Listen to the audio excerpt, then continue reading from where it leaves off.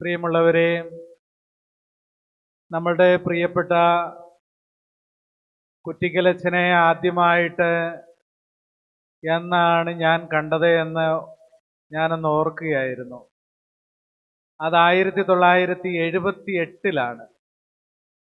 1977-ലാണ് അച്ഛൻ ഒരു നവപുരോഹിതനായി സഭയിൽ അഭിഷേകം ചെയ്യുന്നത്. 1978 ഞാൻ 8ാം ക്ലാസ്സിലോ 9ലോ എനിക്ക് കൃത്യമായിട്ട് അറിയില്ല. ആ സമയത്ത് ഞാൻ പഠിക്കുന്ന SB ഹൈസ്കൂളിൽ വൊക്കേഷൻ പ്രൊമോട്ടറായിട്ട് അച്ഛൻ വന്നു. അച്ഛൻ അന്ന് ചാപ്പലിൽ ഞങ്ങളെ കുട്ടികളെയെല്ലാം ഒരുമിച്ച് കൂട്ടി ഞങ്ങളോട് ദൈവവിളിയെക്കുറിച്ച് വളരെ തീഷ്ണതയിൽ, എങ്ങനെയാണോ അച്ഛൻ ജീവിതത്തിൻ്റെ അവസാനം വരെ കത്തി നിന്നത് അതുപോലെ ജ്വലിച്ചുകൊണ്ടാണ് ആദ്യത്തെ വർഷത്തെ പുരോഹിതനായ കുറ്റിക്കലച്ചൻ ഞങ്ങളോട് സംസാരിച്ചത്. ഞാനത് ഇന്നെന്നതുപോലെ ഓർക്കുന്നു. അദ്ദേഹം ഞങ്ങളോട് കാര്യങ്ങളൊക്കെ സംസാരിച്ചിട്ട് ഇവിടെ ഒരു വൊക്കേഷൻ ക്യാമ്പ് ഉണ്ടായിരുന്നു, ഞങ്ങളെ ഇവിടേക്ക് ക്ഷണിച്ചു. പക്ഷേ ഇവിടേക്ക് വരുന്നതിന് മുമ്പ് തന്നെ ഞങ്ങളുമായിട്ടൊരു ബന്ധം അച്ഛൻ പുലർത്തിയിരുന്നു. അന്നൊക്കെ ഈ 5 പൈസയ്ക്കോ 10 പൈസയ്ക്കോ കിട്ടുന്ന ഒരു പോസ്റ്റ് കാർഡുണ്ട്. ഇന്ന് അതാരും ഉപയോഗിക്കുന്നില്ലെന്ന് തോന്നുന്നു. ആ പോസ്റ്റ് കാർഡിൽ നിരന്തരം 1 മാസത്തിൽ ഒരിക്കലെങ്കിലും ഞങ്ങൾക്ക് ലെറ്റർ വരും, സ്നേഹപൂർവം കുറ്റിക്കലച്ചൻ.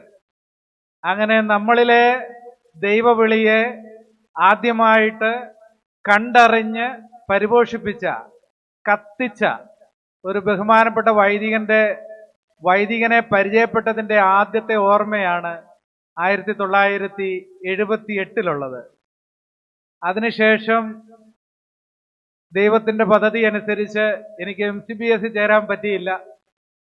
ഞാൻ ചങ്ങനാശ്ശേരി അതിരൂപതയുടെ സെമിനാരിൽ ചേർന്നു.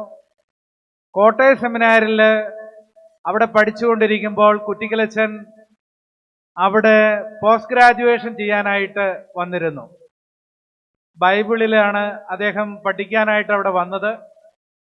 വളരെ തീവ്രമായിട്ട് ദൈവവചനം പ്രസംഗിക്കുകയും പഠിക്കുകയും അതുപോലെ തന്നെ അവിടെ ഉണ്ടായിരുന്ന കമ്മ്യൂണിറ്റിയോട് അങ്ങേയറ്റം താതാത്മ്യപ്പെട്ട്, അത് ഞാൻ പ്രത്യേകം ഓർക്കുന്നു. മാതാവിൻ്റെ തിരുനാളുകളിൽ സെമിനാരിയോട് ചേർന്നുള്ള ഒരു ഗ്രോട്ടോയുണ്ട്. ഗ്രോട്ടോയിൽ വൈകുന്നേരം അവിടെ കൊന്ത നമസ്കാരം കഴിഞ്ഞിട്ട് ഞങ്ങൾ സെമിനാരിക്കാർക്ക് ഒരുമിച്ചിരുന്ന് പാട്ടുപാടുകയും കൈയടിക്കുകയും അത് സന്തോഷം കൊണ്ട് തുള്ളുക പോലും ചെയ്യുന്ന ഒരു വൈദികന്റെ ഓർമ്മയാണ് ആ കാലഘട്ടത്തിൽ കുറ്റിക്കലച്ചനെ കുറിച്ചുള്ളത്.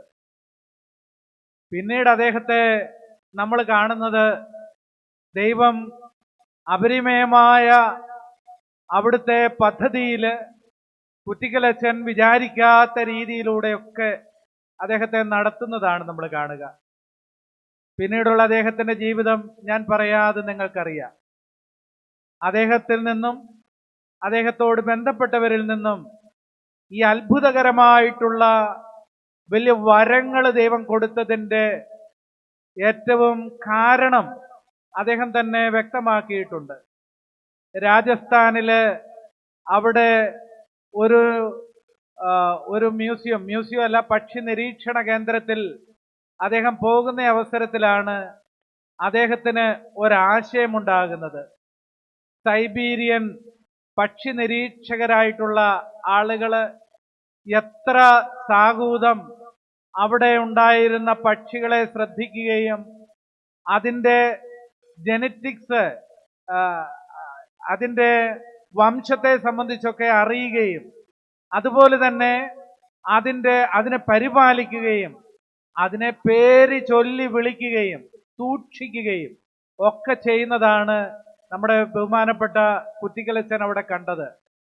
അദ്ദേഹം ആത്മത്തോട് ചോദിക്കുന്നു, എന്തുകൊണ്ട് മനുഷ്യന് ഇതൊന്നും സാധ്യതമാകുന്നില്ല? മനുഷ്യൻ ഉപേക്ഷിക്കപ്പെടുന്ന അവസരത്തിൽ അവനെ പേര് ചൊല്ലി വിളിക്കാൻ, കരുതാൻ, അവന്റെ ഉറവിടത്തെ തേടി പോകുവാൻ, അതുപോലെ തന്നെ അവനെ അവനായിട്ട് കാണുവാൻ, അവനൊരു മേൽവിലാസം ഉണ്ടാക്കി കൊടുക്കുവാൻ എന്തുകൊണ്ട് നമ്മൾ അമാന്തം കാണിക്കുന്നു? പിന്നീട് അദ്ദേഹത്തിന് ഈ ചിന്തയിൽ നിന്ന് എന്തെല്ലാം മാറ്റങ്ങളുണ്ടായി. ആദ്യമായിട്ട് അദ്ദേഹം തൃശ്ശൂരില് ഒരു ചെന്നായിപ്പാറ, അവിടെ അദ്ദേഹം പിന്നീട് ഒരു ശുശ്രൂഷ കേന്ദ്രം തുടങ്ങുന്നു.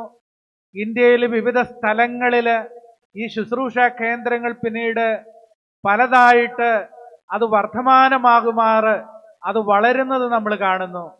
പരിശുദ്ധാത്മാവ് നമ്മുടെ അച്ഛനിലൂടെ പ്രവർത്തിക്കുന്ന അത്ഭുതകരമായിട്ടുള്ള മാറ്റങ്ങളാണ് പിന്നീട് നമ്മൾ കാണുക. പ്രിയമുള്ളവരെ, നല്ല ഒരുപാട് ഓർമ്മകളുടെ മധ്യത്തിൽ നിന്നുകൊണ്ട് ഒരിക്കലും മറക്കാനാവാത്ത, മരിക്കാത്ത ഓർമ്മകൾ നമുക്ക് നൽകിയ ഒരു പുരോഹിതനെ നമ്മുടെ സഭയിൽ നമ്മൾ ഇന്ന് അഭിമാനപൂർവ്വം സ്മരിക്കുകയാണ്. വിശുദ്ധ പൗലോസ് എഴുതുന്ന ലേഖനങ്ങളിലൊക്കെ ഏറ്റവും ഷോർട്ടായിട്ടുള്ള, ഹ്രസ്വമായിട്ടുള്ള ഒരു ലേഖനമാണല്ലോ ഫിലമോൻ എഴുതിയ ലേഖനം. ഫിലമോന് എഴുതുന്ന ലേഖനം ഒറ്റ അധ്യായം മാത്രമേ ഉള്ളൂ. അവിടെ ഒരാളെ കുറിച്ച് വിശുദ്ധ പൗലോസ് പറയുന്നുണ്ട്, ഒണേസിമൂസ്. ഈ ഒണേസിമൂസ് ആരായിരുന്നുവെന്ന് വിശുദ്ധ പൗലോസ് പറയുന്നു. ഒണേസിമൂസ് ഒരു അടിമയായിരുന്നു. ഈ അടിമയായിരുന്ന ഒണേസിമൂസിനെ നീ മകനായിട്ട് സ്വീകരിക്കണമെന്ന് ഇവിടെ ഫിലമോന് പൗലോസ് എഴുതുന്നുണ്ട്. ഈ അടിമയെ നീ ഒരു മകനായിട്ട് സ്വീകരിക്കുക. ഏറ്റവും താഴേക്കിടയിൽ കിടക്കുന്ന ഈ ഒണേസിമോസിനെ മകനായിട്ട് കരുതുക. അത് പൗലോസിന് സാധിച്ചു. പൗലോസിന്റെ പ്രബോധനങ്ങൾക്കായി, ജീവിതത്തിനായി. ഇത് തന്നെ പിന്നീട് നമ്മൾ കാണുന്നുണ്ട്. തിമോത്തിയോസിന് വിശുദ്ധ പൗലോസ് എഴുതുന്ന ഒന്നാമത്തെ ലേഖനത്തിലും രണ്ടാമത്തെ ലേഖനത്തിലും അവിടെ ഈ തിമോത്തിയോസിനെ വിളിക്കുന്നത് നീ എൻ്റെ മകനാണ്, നീ എൻ്റെ മകന് ചേർന്ന വിധം നീ പ്രവർത്തിക്കുക എന്നാണ് പറയുന്നത്. മകന് ചേർന്ന വിധം. ഇപ്പൊ മകനായിട്ട് കരുതുകയാണ്. ആരാണ് തിമോത്തിയോസ്? സഭയിലെ മെത്രാനാണ് തിമോത്തിയോസ്. അങ്ങനെ ഒരു അടിമയെയും ഒരു മെത്രാനെയും മേലധ്യക്ഷനെയും ഒരേപോലെ തന്നെ മകനായിട്ട് കരുതുക. അത് വിശുദ്ധ പൗലോസിന് സാധിച്ചു. നമ്മുടെ ഈ കാലഘട്ടത്തിൽ ജീവിക്കുന്ന നമുക്ക് ഇതുപോലെ കുറ്റിക്കലച്ചനെ പോലെയുള്ള വിരലുകളിൽ എണ്ണാൻ മാത്രം സാധിക്കുന്ന വ്യക്തിത്വങ്ങളെ തമ്പുരാൻ നമുക്ക് നൽകിയിട്ടുള്ളൂ.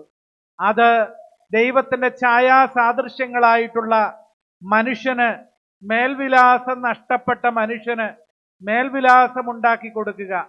അത് കുറ്റിക്കലച്ചനായി. പ്രിയമുള്ളവരെ, അനിതര സാധാരണമായിട്ടുള്ള വലിയൊരു വൈഭവം ദൈവം കുറ്റിക്കലച്ചന് നൽകുന്നതാണ് നമ്മൾ കാണുക. നമ്മുടെ ജീവിതത്തിൽ ഒപ്പം നടന്ന് ശുശ്രൂഷ ചെയ്യാനായിട്ടാണ് ഇപ്പോഴത്തെ മാർപ്പാപ്പ നമ്മളെ പഠിപ്പിക്കുന്നത്.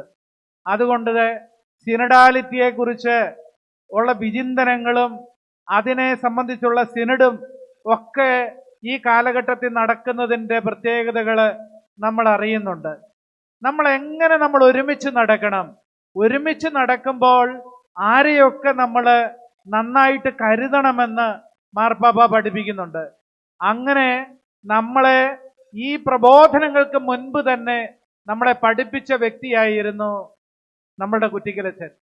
പ്രിയമുള്ളവരെ, 1993 അദ്ദേഹത്തിന്റെ ആശ്രമം ഉദ്ഘാടനം ചെയ്യുന്നത്, ആതുര ശുശ്രൂഷ കേന്ദ്രം ഉദ്ഘാടനം ചെയ്യുന്നത് നമ്മളുടെ അന്നത്തെ ജീവിക്കുന്ന വിശുദ്ധ എന്ന് വിളിക്കപ്പെട്ട കൽക്കട്ടയിലെ മദർ തെരേസയായിരുന്നു. അഭിമാനപൂർവം നമ്മൾ ഈ വൈദികനെ ഓർക്കുമ്പോൾ സഭയ്ക്ക് നൽകിയ കുറ്റിക്കൽ ഫാമിലിയെ നമ്മൾ ഓർക്കണം. അദ്ദേഹത്തിന്റെ മാതാപിതാക്കൾ, മൺമറഞ്ഞവര്, സഹോദരങ്ങള്, അദ്ദേഹത്തോട് ബന്ധപ്പെട്ട ആളുകള്, അങ്ങേയറ്റ സഭയ്ക്ക് ഒരിക്കലും വിസ്മരിക്കുവാൻ പാടില്ലാത്ത രീതിയിലുള്ള കൃപകൾ ആ കുടുംബത്തിലൂടെ ദൈവം വർഷിക്കുവാനായിട്ടിടയായി. ഇന്ന് നമ്മളെയൊക്കെ സംബന്ധിച്ച് വലിയൊരു ദൗത്യം ജീവിതത്തിൽ തുടരുവാനായിട്ട് തമ്പുരാൻ ഈ ഓർമ്മ ദിവസം നമ്മളെ നിർബന്ധിക്കുന്നുണ്ട്. നമുക്കൊക്കെ ഓരോ കൊച്ചു കൊച്ചു ജീവിതങ്ങളാണ് നൽകിയിരിക്കുന്നത്. അത് ജീവിച്ചു തീർക്കുവാൻ എങ്ങനെയും ജീവിക്കുവാനായിട്ടുള്ളതല്ല, നന്നായിട്ട് ജീവിക്കുവാനായിട്ടുള്ളതാണ്. ഈ നന്നായിട്ട് ജീവിക്കുവാൻ നമുക്കിടയാവട്ടെ. ഒരു ക്രിസ്മസിന്റെ ഒരുക്കത്തിന്റെ ദിവസമാണ് നമ്മളുടെ പ്രിയപ്പെട്ട അച്ഛൻ നമ്മളോട് വിട പറഞ്ഞത്. എന്നാൽ ഇന്ന് ഈ ക്രിസ്മസിന് വേണ്ടി ഒരുങ്ങുമ്പോൾ കർത്താവിൻ്റെ രണ്ടാമത്തെ വരവിന് വേണ്ടി നമ്മുടെ ജീവിതത്തെ ഒരുക്കുവാൻ വേണ്ടിയാണ് വാസ്തവത്തിൽ നമുക്കൊക്കെ വിളി വന്നിരിക്കുന്നത്. ഈ ഒരു ബോധ്യതയിൽ ജീവിക്കുവാനായിട്ട് നമുക്കിടയാവട്ടെ. ഒരുങ്ങി ജീവിക്കുക, അത് നന്നായിട്ട് ഒരുങ്ങി ജീവിക്കുക.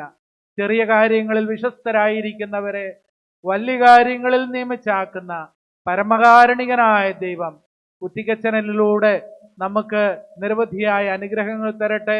അച്ഛൻ്റെ ആത്മാവിന് ദൈവം നിത്യാശ്വാസം പ്രദാനം ചെയ്യട്ടെ. പിതാവിൻ്റെയും പുത്രൻ്റെയും പരിശുദ്ധാത്മാവിൻ്റെയും നാമത്തിൽ ആമേൻ.